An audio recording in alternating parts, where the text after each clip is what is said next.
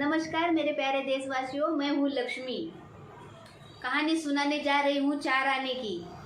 एक बार की बात है, अकबर राजा अपने राज्य में भेष बदलकर भ्रमण कर रहे थे, अपने प्रजा के बीच की खुशहाली देखने के लिए।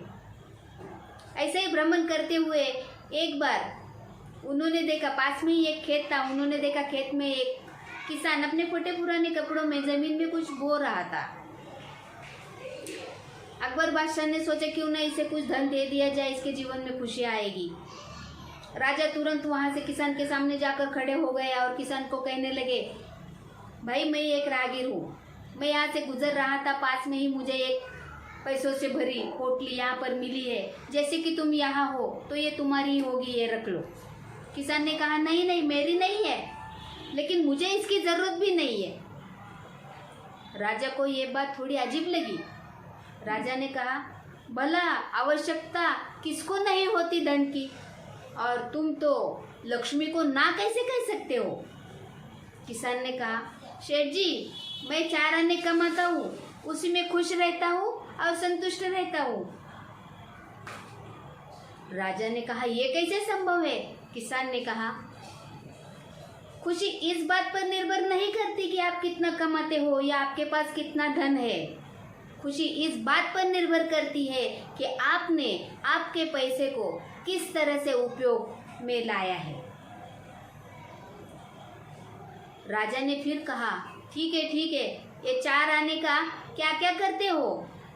किसान ने कहा, शेठ जी मैं एक आना कुएं में डालता हूँ, दूसरे से कर्ज चुकाता हूँ, तीसरे से उधारी देता हूँ, चौथा जमीन में गाड़ देता हूँ। राजा विचार करने लगे, सोच में आ गए। राजा को ये बात समझ में नहीं आई। राजा किसान को ये इसका मतलब पूछना चाहते थे, पर किसान तब तक वहां से जा चुका था। राजा दरबार पहुंच गए। अगले दिन पूरी दरबारियों को बुलाया गया और उनको राजा अपनी कहानी सुनाते और उनको इसका अर्थ पूछते। जो कोई भी राजा के पास आता, राजा उनको अपनी कहानी कथन करते और उसका अर्थ पूछते। दरबारियों में से हर कोई अपने अपने तर्क राजा को पेश कर रहा था, लेकिन किसी का भी जवाब राजा को संतुष्टि नहीं पहुंचा रहा था। अंत में निर्णय लिया गया कि उस किसान को ही बुलाया जाए। बहुत खोजबीन के बाद में किसान को बुलाया गया। किसान दरबार में हाजिर होने पर राजा ने किसान को अपने भेष बदल कर भ्रमण करने के बारे में बताया और किसान को सम्मानपूर्वक राज दरबार में बिठाया। राजा ने किसान से कहा, मैं तुम्हारे उत्तर से बहुत प्रभावित हूँ और तुम्हारे 4 आने का हिसाब जानने के लिए उत्सुक हूँ। अब बताओ, तुम अपने कमाए 4 आने का किस तरह से खर्च करते हो कि उसी में खुश और संतुष्ट भी रहते हो। किसान ने कहा, महाराज जैसे कल मैंने आपको बताया था, एक मैं कुएं में डालता हूँ, यानी कि मेरे परिवार का पालन पोषण करता हूँ। दूसरा आना मैं कर्ज चुकाता हूँ, यानी कि मेरे बूढ़े माँ बाप के सेवा में लगाता हूँ। तीसरा आना मैं उधारी चुकाता हूँ, यानी मेरे बच्चों के पालन पोषण में लगाता हूँ। और चौथा आना मैं मिट्टी में गाड़ देता हूँ, यानी कि उसकी बचत करता हूँ, ताकि आने वाले समय में मुझे किसी के सामने हाथ फैलाने की जरूरत ना पड़े। राजा को ये सारी बातें सुनकर बहुत ही प्रसन्नता हुई और राजा ने किसान का सम्मान किया। हमें इस कहानी से क्या सीख मिलती है कि हमें भी किसान के सोच को सोचना होगा।